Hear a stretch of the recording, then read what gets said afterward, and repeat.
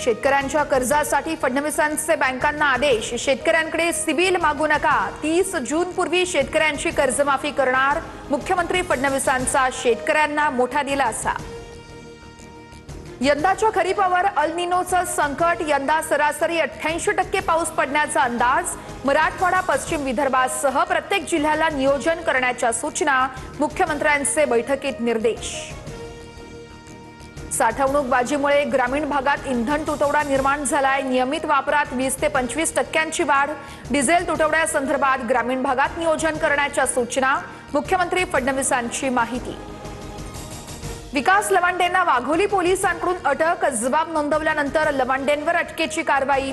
धार्मिक भावना दुखावल्याचा आरोप, तर चोर सोडून संन्याशाला फाशी, लवांडेंची प्रतिक्रिया। सरन्यायाधीशांच्या टीकेनंतर समाज माध्यमांवर बेरोजगार तरुणांच्या कॉक्रोच जनता पार्टीची चळवळ।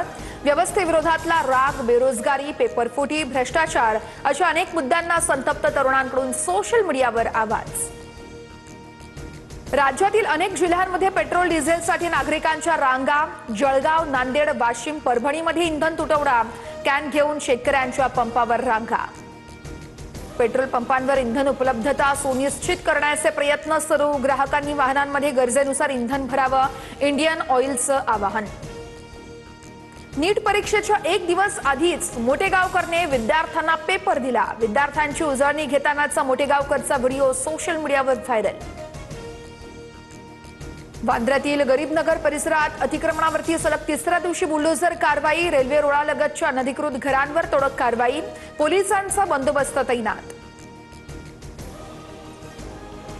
विदर्भाला आज उष्णतेचा रेड अलर्ट। अकोला, अमरावती, वर्ध्याला रेड, तर नागपूर, यवतमाळ, चंद्रपूरला ऑरेंज अलर्ट। वर्ध्यामध्ये काल 47.1 अंश तापमानाची नोंद झाल्याची माहिती।